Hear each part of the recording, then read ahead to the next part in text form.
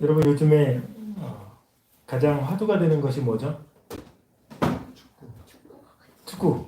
네, 카타르 축구.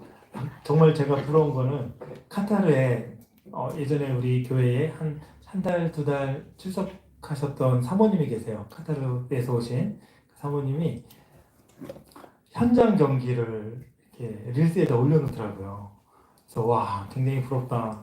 손흥민 선수 막 공 차는 거, 골 있는 거 이런 거를 릴스로 올려놨는데 카타르에서도 축구 열기가 엄청난 것 같습니다. 근데 우리나라도 마찬가지로 축구 열기가 굉장합니다. 어, 지난 어젠가요? 어제 새벽에 한 축구 경기 보셨습니까? 야, 예언님 봤어요? 아, 역시 축구 팬이군. 예. 이제 12시 반부터 거의 새벽 3시인가 3시 반까지 이렇게 축구 경기가 진행되는 동안 심장이 쫄깃쫄깃해지고, 그렇죠? 너무 어려운 상황 속에서 우리 한국 축구가 정말 끝까지 정신을 이렇게 쌓아줬는데, 여러분 뭐 이미 다 아실 겁니다. 예, 호주 경기에서 거의 30초를 남겨놓고 뭐 1분 정도 남겨놨다는데, 호주 선수 인터뷰를 보니까 30초 남겨놓고 자신들이 다시 집으로 돌아가는 거에 대해서 굉장히 안타까워 하더라고요. 30초 남겨놓고 손흥민 선수가 그 PK를 따냈습니다. PK는 그 목사 아들이 아니라 패스터 뭐죠? 키즈가 아니라 저기 페널티킥입니다. 예, PK를 딱 따낸 거예요. 그래서 황희찬 선수가 담대하게, 황희찬 선수는 그런 볼을 이렇게 조심스럽게 안 차고 그냥 굉장히 강하게 차는데, 골키퍼가 막지를 못해서 일단 1대1로 이제 동점골을 넣은 거죠. 그 다음에 이제 연장전으로 갔습니다. 그 전 게임도 한국은 연장전이어서 연장전 끝나고 뭐라 그러죠? 승부차기로 이제 해서 비천우, 일명 비천우가 딱 이제 두 골을 막아내서 이겼는데, 이번에도 연장전으로 갔죠. 예, 연장전으로 갔는데 놀라운 또 경기력을 보여줬습니다. 한국은 정말 정신력이 대단한 것 같아요. 누가 또 넣었죠? 예, 황희찬이 파울을 유도해서 파울을 받아내고 그 프리킥을 손흥민 선수가 그 페널티 라인 바깥에 바로 있는데, 그 손흥민 선수가 2m 정도 되는 그 벽을 넘겨서 오른쪽 골대, 우리가 볼 때 왼쪽 골대 안쪽으로 골을 넣었는데요. 이 골이 굉장히 특이하다고 합니다. 그 짧은 거리에 2m를 뛰어 올려서 툭 떨어지는 볼을 만들 수 있는 프리미어 리거, 그러니까 프리미어에서 뛰는 선수 중에 한 4명 정도밖에 안 된대요. 그런데 그 손흥민이 그걸 해낸 거예요. 그래서 유럽 사람들도, 유럽 그 축구 해설자도 다 놀래고 흥분돼서 막 그걸 이제 중계를 하더라고요. 정말 대단한 거죠. 그렇죠? 여러분, 전율이 막 오르고 갑자기 피곤이 싹 사라지고, 그렇죠? 안 그랬습니까? 예, 저도 봤습니다. 우리 오늘은 그거 보자고 낮에 막 카톡으로 보냈는데 본인이 그땐 자더라고요. 깨워도 안 일어나서 그냥 재웠습니다. 우리는 이제 막내랑 흥분돼서 막 봤는데 놀라운 거죠. 근데 그 골을 넣었을 때, 물론 누가 이겼냐, 경쟁의 방식으로 뭔가 이뤄낸다는 그것을 우리가 뭐 이렇게 추구하는 건 아니지만, 손흥민 선수가 그 골을 넣었을 때 여러분 같이 기뻐했죠. 저는 같이 막 그 밤에 소리 지르고 난리가 났는데, 자니까 좀 조용히 하라고 우리 막내한테 내가 막 타르면서, 속으로는 저도 막 소리 지르면서 같이 그 경기를 봤습니다. 근데 우리가 왜 이렇게 흥분하고 즐거워하고 기뻐할까요? 그것은 한민족으로 연결되어 있기 때문이죠. 그렇죠? 우리는 한민족으로, 한 나라, 한 국가의 국민으로 연결되어 있기 때문입니다. 아무 상관없으면 베트남 사람들이 아무리 10골을 넣어도 저는 뭐 그것 때문에 환호하거나 즐거워하지 않을 거예요. 그러나 우리가 연결되어 있는 거예요. 연결되어 있을 때 같이 기뻐하고 같이 슬퍼하고 아쉬워하고, 아마 졌으면 밤에 잠도 안 왔을 거예요. 그렇죠? 그런데 잠 잘 잤습니다. 그 짧은 시간에. 그러니까 한민족이 승리하면, 한국이 승리하면 우리가 그렇게 기뻐할 수 있는 건 서로 연결되어 있기 때문입니다. 우리가 하나님 안에서 축복받은 인생은 무엇입니까? 하나님과 함께 즐거워하고 함께 기뻐할 수 있는 이유는 무엇입니까? 오늘 성경에 보니까 연결되어 있다라는 거예요. 연결되어 있다는 거. 나는 참 포도나무요. 내 아버지는 농부라. 무릇 내게 붙어 있어. 뭐요? 내게 붙어 있어. 열매를 맺는 가지는 어떻게 해요? 맺지 아니하는 가지는 아버지께서 그것을 제거해 버리시고 열매를 맺는 가지는 더 열매를 맺게 하려 하여 그것을 어떻게 깨끗게 하시느니라. 아멘. 하나님은 농부, 예수님은 참 포도나무입니다. 오늘 포도나무 비유 요한복음 15장 우리가 너무 잘 알고 있는 말씀이죠. 잘라버릴 가지와 열매 맺는 가지 모두 나무에 붙어 있습니다. 두 운명이 갈리는 것은요, 열매를 맺느냐 맺지 못하느냐 이렇게 있는 것이죠. 근데요, 열매를 맺는 가지는 놔두고 열매를 맺지 못하는 가지는 잘라버린다고 합니다. 붙어있는 가지를 솎아내서 열매 맺지 못하는 그 가지를 잘라내는 거예요.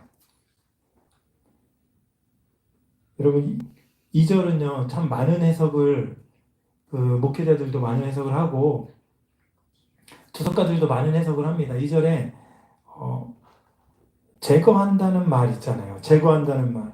여러분, 이 제거한다는 말이 원문으로 보면 들어 올린다라는 의미를 가지고 있습니다. 들어 올린다. 그러면 제거하는 것이 잘라내는 것이 아니라 들어 올려서 열매를 잘 맺을 수 있도록 모든 위험 장애물을 없애주고 이쁘게 들어 올려서 더 열매를 맺게 해준다는 그런 의미로 해석하는 분도 있습니다. 그러나 성경은요, 약한 가지가 아니라 열매를 맺지 못하는 가지 이렇게 분명하게 말씀하고 있는 거예요. 열매를 맺지 못하는 가지는 잘라버린다는 거예요. 우리는 약한 가지를 자르시는 하나님이 아니라 열매를 맺지 못하는 가지를 자르시는 농부 되신 하나님, 그 하나님을 여러분 믿으시기 바랍니다. 이게요, 굉장히 중요한 거예요. 왜냐하면 그 열매를 맺는 가지와 맺지 못하는 가지를 나눠서 차별하시거나 생명을 경시하시거나 그런 하나님이 절대로 아니라는 거예요. 이것은 성도들에게 두려움을 주시는 말씀이 절대로 아니라는 거예요. 우리 하나님께서는요, 열매를 맺지 못하는 가지는 잘라버리시고 열매를 맺는 가지는 더 열매를 맺게 하시는 그 농부라는 그 표현을 우리 말씀을 통해서 하나님을 믿는 하나님의 백성들, 예수님과 연결되어 있는 예수 그리스도의 사람들, 그 사람들에게 더 많은 위로와 힘과 버틸 수 있는 능력을 주시기 위해서 이 말씀을 주시는 것입니다. 악한 가지가 아니라 약한 가지, 우리는 약한 가지일지언정 악한 가지는 아니죠. 악한 가지는 잘라버리고 약한 가지는 하나님께서 더 열매를 맺을 수 있도록 은혜를 베푸시는 그 하나님이십니다. 성경에 보면 이 열매를 맺지 못한다 이거를요, 어둠의 일, 악한 일 이렇게 에베소서는 표현하고 있어요. 여러분 안에 하나님의 열매가 있는 줄을 믿습니다. 농부가 농작물을 기르는 기준은 열매입니다. 열매를 맺지 못하는 가지는 잘라내는 것이에요. 농부가 가지치기를 하는 것은요, 열매 맺는 가지를 보호해주기 위함입니다. 여러분 농사 지어봤습니까? 저는 농부의 아들입니다. 논두렁에 처박혀서 죽을 뻔한 적도 있습니다. 땅강아지 잡다가 예, 땅강아지 지나가는데 논에서 막 열심히 자는데 갑자기 머리가 물속으로 팍 박히는 거예요. 근데 이제 아버님이 어떻게 저를 끌어내셨는데, 농부의 아들로 태어났는데 참 많은 경험을 했어요. 그 중에 이제 저희 집이 가수원을 했습니다. 가수원이 복숭아 가수원. 복숭아가 아마 우리 온유 얼굴만한 복숭아, 조금 이제 MS를 치면 온유 얼굴만한 복숭아, 그런 복숭아를 근데 복숭아가요 너무 크니까 가지가 확 휘어져서 길 옆으로 확 나와 있는 거예요. 그런데 제가 동네 형들 뭐 이렇게 데리고 다니면서 우리 집 복숭아를 서리해서 많이 따주는 그런 기억이 나는데, 그 복숭아가 그런 크고 실이 있는 정말 아름다운 열매를 맺기 위해서 어떻게 했냐, 우리 아버님은 계절마다 나무를 솎아내는 거예요. 전지가위로 잘라낸 거. 제가 볼 때는요, 너무나 멀쩡한 나무를 잘라내요. 저 나무를 왜 베지? 왜 잘라내지? 때로는 베어버리고, 큰 가지를, 때로는 옆에 있는 가지를 다 잘라내는 겁니다. 아빠 그거 왜 잘라내요? 이해가 안 되는 거예요. 근데 나중에 보면 너무나 크고 아름다운 열매가 맺어져 있는 거예요. 여러분, 하나님께서는요, 당신의 백성들을 보호하시는 분이십니다. 열매 맺지 못한 가지를 보호하는 하나님이 아니라 열매 맺는 당신의 백성들을 끝까지 보호해 주시고 그분이 그 열매를 풍성히 맺을 수 있도록 은혜를 베풀어 주시는 그 하나님이심을 믿습니다. 아멘. 농부 되시는 하나님께서 그러는 거예요. 농부 되시는 하나님은 열매를 맺는 가지가 어떤 가지인지 맺지 못하는 가지가 어떤 가지인지 처음부터 정확하게 아시는 거예요. 여러분이 예수 그리스도로 여러분 마음속에 하나님에 대한 사랑이 그 안에 거하신다면 하나님 여러분 선택하신 줄로 믿습니다. 여러분, 하나님이 여러분 안에 아름다운 열매를 허락하신 줄로 믿습니다. 무슨 역적무의를 하고 있는 것 같은데, 예. 하나님은요, 우리를 끝까지 붙들어 주시는 분이에요. 예수님과 연결시켜주시는 그분이 바로 우리 하나님이십니다. 우리 3절 보면 너희는 내가 일러준 말로 이미 깨끗하여졌으니, 이 말은요 공동번역으로 보면 너희는 내 교훈을 받아 이미 잘 가꾸어진 가지들이다 이렇게 얘기합니다. 성도에게 참 포도나무 되시는 그 예수님으로부터 떨어져 나갈 수 있다는 그 두려움을 주는 그 말씀이 아니라는 거예요. 성도에게 오히려 굳건하게 나무에 붙어 있어서 더 열매를 맺게 하겠다라는 그 메시지를 주기 위해서 예수님께서 이 비유를 주신 거예요. 예수님은요 제자들에게 말씀하십니다. 내가 내 교훈을 이미 받아서 깨끗한 가지가 되었단다. 여기서 깨끗하다는 것은요 손질되었다는 거예요. 농부가 쉬지 않고 일을 한다는 겁니다. 여러분, 하나님은 쉬지 않고 일하시는 분입니다. 그래서 여러분 지금 버티고 살아갈 수 있는 거예요. 내가 쉬지 않고 PT를 해서 버티고 살아가는 것도 있겠지만 더 먼저 하나님께서 여러분 쉬지 않고 여러분 가꾸어 주시고 이끌어 주시고 예수님께 접붙여서 떨어지지 않도록 하나님께서 살아서 늘 역사해 주시기 때문에 우리가 그렇게 살아갈 수 있는 거예요. 그래서 여러분 혼자가 아니라는 겁니다. 시온이가 혼자가 아니라는 거예요. 우리 대훈 형제님 반갑습니다. 혼자가 아니라는 겁니다. 아직 싱글이지만 여러분 혼자가 아닙니다. 하나님이 함께 하십니다. 그렇게 늘 끝없이 농부 되신 하나님께서 일하고 계시는 거예요. 우리가 착각하지 말아야 될 것이 있는 거예요. 우리의 노력으로 예수님께 붙어 있는 것이 아닙니다. 우리를 예수님과 붙어 있도록 가꾸시고 열매 맺게 하시는 그분 하나님 아버지, 하나님 아버지예요. 여러분 노력으로 붙어 있는 열매, 붙어 있어서 열매 맺는 거 아닌 줄로 여러분 깨달았으면 좋겠습니다. 그래서 우리는요 포도나무 표에서도 하나님 아버지의 절대적인 주권, 하나님의 주권, 그것을 발견할 수 있는 것이죠. 포도나무 비유에서 핵심은요 내 안에 거하라 입니다. 누가 안에 거하요? 예수님이 말씀하십니다. 내 안에 거하라. 4절 보니까 내 안에 거하라. 나도 너희 안에 거하리라. 가지가 포도나무에 붙어 있지 아니하면 스스로 열매를 맺을 수 없음 같이 나도 너희 안에 있지 아니하면 그러하리라. 너희도 내 안에 있지 아니하면 그러하리라. 여러분 열매 맺는다는 건 주님 안에 거한다는 것. 붙어 있다는 건 주님 안에 거한다는 것. 여기서 성경이 정확하게 내 안에 거하라. 여러분 주님 안에 거하고 계십니까? 우린 주님 안에 거하고 있는 것입니다. 왜요? 주님 안에 거하라는 뜻은요 나를 떠나지 말라는 말씀입니다. 탕자 되지 말라. 우리는 돌아온 탕자가 너무나 은혜롭게 받아주시는 하나님 아버지, 그러면서 돌아온 탕자가 돌아왔어. 우리 하나님 받아주셔. 늘 그렇게 얘기하지만 나가지 않고 끝까지 하나님의 은혜 안에 머무는 그런 하나님의 자녀가 더 귀한 거예요.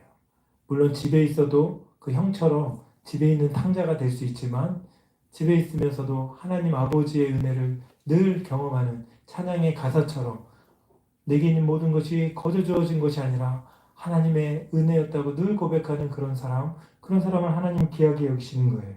그래서 여러분 늘 주님 안에 거하고 주님께 붙어있는 믿음의 사람들 됐으면 좋겠습니다. 성경은 말합니다. 나를 떠난 나무는 헛된 인생이라는 거예요. 내 안에 붙어있지 아니하면, 내 안에 거하지 아니하면 가지처럼 밖에 버려져 마른다는 거예요. 사람들이 그것을 모아다가 불에 던져 사른대요. 예수님이 모아다가 불에 던져 사르는 것이 아니라 사람들이 그것을 모아다가 불에 던져 사른다는 거예요. 저희 아버지께서 살아가실 때 그 가선 나무를 이제 가지치기를 하잖아요. 가지치기 할 때 처음에 딱 자르면 잎이 청청하고 정말 멀쩡한 나무잖아요. 근데 그것을 다 모아둡니다. 한 묶음씩 모아둬요. 그러면 그거를 이제 그 가선 복숭아 나무 밑에다가 조금씩 쌓아놔요. 근데 한번 처음에는 너무나 쌩쌩하고 그 푸른 잎이 이제 처음에는 이제 초록초록 있겠죠. 근데 다음에 가보면 어느새 완전히 말라버려 있어요. 또 다음에 가버리면 완전 땔감처럼 비뚤어지는 거예요. 나무를 살아있는 생명 같지만 금방 말라버리는 거예요. 여러분, 우리가 붙어 있는지 붙어 있지 않는지 여러분 어떻게 알 수 있습니까? 그래서 이 말씀이 참 여러 가지 이제 논쟁이 있어요. 불에 던져 사른다라는 말 때문에 이제 굉장히 논쟁이 있는데 이제 세 가지 정도의 어떤 주석가들이 세 가지 정도 이 말씀을 이제 뜻을 해석하는데 그러면은 이 말씀에 예수님 믿고 구원 얻은 성도가 구원을 상실한다는 건가? 이런 의미로 받아들일 수 있잖아요. 근데 이 말씀은 그런 의미가 아니라 구원은 전적인 그 은혜, 하나님께로부터 주어지는 거기 때문에 그런 의미로 쓰인 것이 아니고 또 하나는 불에 던진 가지들은 그 마지막 심판 때 간신히 정말 구원받는 사람들을 얘기하는가라고 얘기할 때 이것도 밖에 버려져 말라 죽는 걸 얘기했기 때문에 신빙성이 없는 해석으로 받아들이고 그럼 이 말씀은 무슨 의미일까 생각해 봤을 때 유다를 생각하면 유다는 예수님 곁에 예수님 제자로 살아간 것 같지만 결국은 예수님을 팔고 예수님을 떠났죠. 그리고 예수님을 판 것 때문에 후회해서 물론 후회했지 회개는 안 했습니다. 후회해서 스스로 목숨을 끊습니다. 선택받은 사람인 것 같지만 처음부터 선택받은 사람이 아니라는 거예요. 내가 선택받은 사람인 것 같지만 처음부터 선택받지 못했던 사람이었다는 거예요. 그런 의미로 해석하는 경우가 이제 좀 견해가 많습니다. 여러분은 어떤 걸 선택하시겠습니까? 우리 하나님은 한번 구원을 받았던 사람이 구원을 이룰 수 있을까요? 성경은 그렇게 말씀하지 않습니다. 물론 요즘에 그렇게 해석하는 사람들도 많지만 우리는 로마서 8장을 통해서 알 수 있는 것은 하나님의 사랑은 어떤 것도 끊을 수 없다. 이것이 우리의 신앙 고백입니다. 그리고 나중에 이제 불 가운데서 구원을 받는다는 것도 여기 성경의 전체적인 맥락이랑은 맞지 않고요. 또 맨 마지막에 저는 이제 마지막 견해가 맞는 것 같습니다. 구원받은 것 같았지만 구원받지 않았던 유다의 모습. 유다는 처음부터 예수님을 따라다녔지만 결국 예수님을 배신했잖아요. 근데 여러분 그러면 두려워할 것이 아니라 여러분은 내가 구원받았다는 하나님의 백성 어떻게 증명할 수 있습니까? 굉장히 중요한 거죠. 어떻게 증명할 수 있을까요? 내가 구원받았습니다. 나는 하나님의 자녀입니다. 내가 예수님께 붙어있는 가지입니다. 나는 예수님 안에 거하는 하나님 선택된 백성입니다. 여러분 어떻게 할 수 있습니까? 굉장히 중요한 거예요.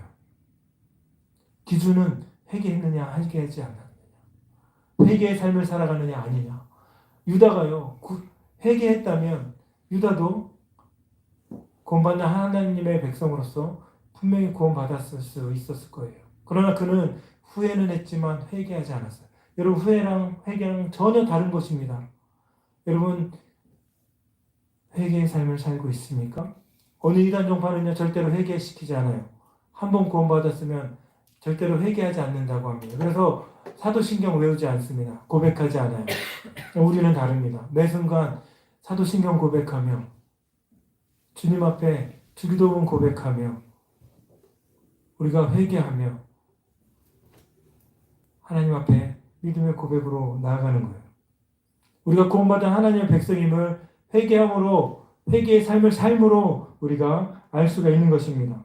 불에 던져진 가지들은요, 던져지지 않은 가지들은 반드시 열매를 맺습니다. 성경의 열매를 많이 맺으면 농부이신 하나님께서 영광을 받으신다고 해요. 여러분, 열매가 뭡니까? 열매가 오늘 본문에 보면 맥락에서 찾으면 열매는 다름 아니라 사랑입니다.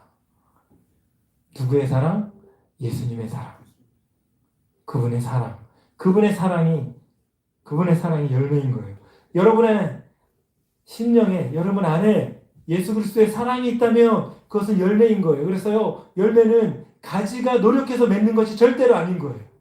열매는 하나님께서 맺어주는 것, 그것이 열매인 것입니다. 예수 그리스도께서 십자가의 놀라운 은혜로, 그 사랑으로 우리를 사랑하는 것을 몸으로, 자신의 삶으로 보여주셨어요. 십자가의 사랑으로. 그것이 첫 열매가 되신 거예요. 그 첫 열매 되신 예수 그리스도를 믿는 하나님의 자녀들마다 열매의 삶을 사는 거예요. 그 사랑을 내 안에 가득 심어놓고 그 사랑이 흘러넘쳐서 또 다른 사람에게 그 사랑이 흘러가는 놀라운 역사가 있는 것입니다. 아멘. 그래서 하나님의 계명을 지키는 자, 그 계명은 율법적인 인생을 얘기하는 것이나 계명의 완성이신 예수 그리스도, 그 예수 그리스도를 믿고 의지하는, 그래서 예수 그리스도께서 우리에게 보여주신 그 사랑을 내 안에 품고 사랑하는 그 사람들이 열매가 있는 것입니다. 열매 맺는 삶을 살고 있으니까 여러분에게 이미 열매 있는 그런 삶을 살아가고 있는 줄로 믿습니다. 여러분, 서로 바라보세요. 서로에게 그리스도의 사랑이 보이십니까? 예. 열매가 보이는 거예요. 열매가. 우리가 기억해야 될 것이 있습니다. 제가 이 16절 말씀 너무나 은혜가 되는데요. 우리가 사랑하는 것조차도 그 시작은 항상 예수 그리스도라는 거예요. 16절, 너희가 나를 택한 것이 아니요 내가 너희를 택하여 세웠나니. 여러분이 사랑을 택한 것이 아니라 예수 그리스도의 사랑이 여러분을 택하신 겁니다. 그래서요, 여러분이 흔들리지 않는 거예요. 웬만한 시련에 우리가 흔들리지 않아요. 믿음의 사람은 사방에 우겨싸임을 당해도 우리가 흔들리지 않아요. 왜? 내 안에 놀라운 방어벽이 있기 때문에. 그 방어벽은 뭐냐? 그리스도의 사랑. 아무도 깰 수 없는 그 사랑. 내 감정도 그것을 깰 수 없고, 내 고난도 그것을 깰 수 없고, 관계도 깰 수 없고, 상황도 깰 수 없고, 모든 것, 그 어떤 것도 핵폭탄도 그것을 깰 수 없는 그 사랑. 그것이 여러분 안에 있습니다. 너희가 나를 택한 것이 아니요 내가 너희를 택했다. 가지가 나무를 택한 것이 아니요 나무가 가지를 택했다는 거예요. 더 나아가서는 하나님이 여러분을 택했다는 것입니다. 아멘. 사랑은 항상 위에서 시작하는 거예요. 위에서 아래로 임하시는 사랑. 그래서 그 어떤 것도 끊을 수 없는 것입니다. 내가 예수님을 선택했다면 절대로 열매를 맺을 수 없는 거예요. 그분이 우리를 선택하시고 선택된 우리들은 선택받은 증거, 그 증거로 그 사랑을 서로 보여주는 겁니다. 아멘. 서로를 위해서 기도하고 서로를 위해서 함께 예배하고 또 서로 함께 아파하고 짐을 나눠주고 기쁨을 서로 같이 기뻐하고 서로 모든 것들을 공유하는, 그래서 서로 사랑하는, 서로 안에 서로 사랑하고 서로 함께 할 수 있는 것은 서로 안에 예수 그리스도의 사랑, 그 열매가 있기 때문입니다. 우리에게 이런 사랑을 형제 자매에게 할 수 있는 것, 그것은 예수께서 우리를 위해서 자기 목숨까지 버려가면서 우리를 사랑해 주셨기 때문인 것입니다. 그래서 오늘 말씀이 말씀합니다. 사람이 친구를 위해서 자기 목숨을 버리면 이보다 더 큰 사랑이 없습니다. 얘기하는 거예요. 여러분, 친구를 위해서 목숨을 버리는 사람들은 많아요. 그런데 중요한 사실이 있습니다. 십자가에서 죽으신 그 죽음이 단 한 번도 남을 위해서 희생의 죽음은 예수님 이전에 없는 거예요. 다 자기 죄를 위해서 고통을 당하고, 십자가의 죽음은 뭘 말씀하냐? 너희 죄는 이만큼의 고통, 이만큼의 아픔, 이만큼의 형벌, 그 이상의 형벌을 가져올 만큼 굉장히 무섭고 두렵고 악한 죄야. 이것이 너희가 가지고 있는 죄야. 이것을 십자가가 확증해 주는 거예요. 그런데 예수님이 십자가를 지시면서 무엇을 말씀하시느냐? 너희가 이만큼의 고통과 이만큼의 아픔, 너희들이 지어야 되는 건 맞지만 이 십자가의 이 고통까지도 너희 죄를 해결할 수 없어. 그걸로 너희 죄가 무마되는 것이 아니야. 십자가에서 너희 죄 때문에 죽는다 할지라도, 거기서 죽었다 할지라도 너희 죄는 사라지지 않아. 예수님이 십자가 그 말씀하시는 거예요. 내가 죽어야 너희가 모든 죄를 다 사해질 수 있는 거야. 인류 최초로 유일하게 십자가에서 죽은 사람 중에 자기 죄가 아닌 남의 죄를 위해서 죽으신 분이 예수님이신 것입니다. 그분이 여러분을 초청하는 거예요. 너희를 종이라고 얘기하지 않고 친구라고 얘기합니다. 친구를 위해 목숨을 버리는 것이 그 어떤 사랑보다 큰 사랑이야. 친구를 위해서 목숨을 버렸기 때문에 그것이 사랑이 아니라 우리를 먼저 사랑하셨기 때문에 여러분을 위해서 목숨을 버리신 거예요. 결국은 사랑입니다. 여러분 안에 그 열매가 있는 거예요. 예수 그리스도의 사랑. 그 열매를 품고 살아가는 믿음의 사람들입니다. 그래서 예수님께서는 자기가 먼저 말씀하신 그대로 십자가에 올라서 예수님께서는 온몸에 살과 피를 다 내어주고 우리를 위해서 십자가에 달리신 것입니다. 아멘. 자신의 화려함을 다 떨구시고 열매를 맺게 하신 거예요. 제가요, 꽃을 굉장히 좋아하는 어느 장로님과 하는 꽃이 떨어져야 합니다. 이 식물의 목적은 꽃이 아니라 이 열매입니다. 예, 맞습니다. 여러분 아무리 화려한 것들 붙들고 있어도 그건 언젠간 떨어지죠. 그 화려함이 여러분의 목적이십니까? 아닙니다. 여러분이 원하고 여러분이 꿈꾸는 것 여러분의 목적이십니까? 절대로 아니에요. 여러분 안에 열매, 그 열매가 여러분의 목적이 되어야 되는 거예요. 그 목적을 위해서는 나의 화려함이 떨어져도 그것을 불편하게 여기지 않고 그것을 손해로 여기지 않고 나의 커리어가 조금 떨어져도 그것 때문에 내가 낙심하지 않고 하나님 우리에게 주신 그 열매를 지켜내는 삶, 그것이 하나님 기뻐하시는 삶인 줄로 믿습니다. 여러분 이 말씀은요 가지가 떨어져 나갈까봐 두려움에 떨라고 우리에게 주신 말씀이 아니에요. 농부 되신 하나님께서 끝까지 우리를 붙들어 주시고 예수 그리스도의 십자가의 그 놀라운 사랑, 그 열매를 네 안에 심어주겠다는 하나님의 굳은 결의가 있는 우리에게 주시는 믿음의 위로의 말씀입니다. 열매 맺기 위해서는 꽃이 떨어져야 되는 거예요. 꽃이 떨어지지 않는 자리에는 열매를 맺을 수 없는 것입니다. 아름다운 꽃이 마르고 떨어져야 열매를 맺는 거예요.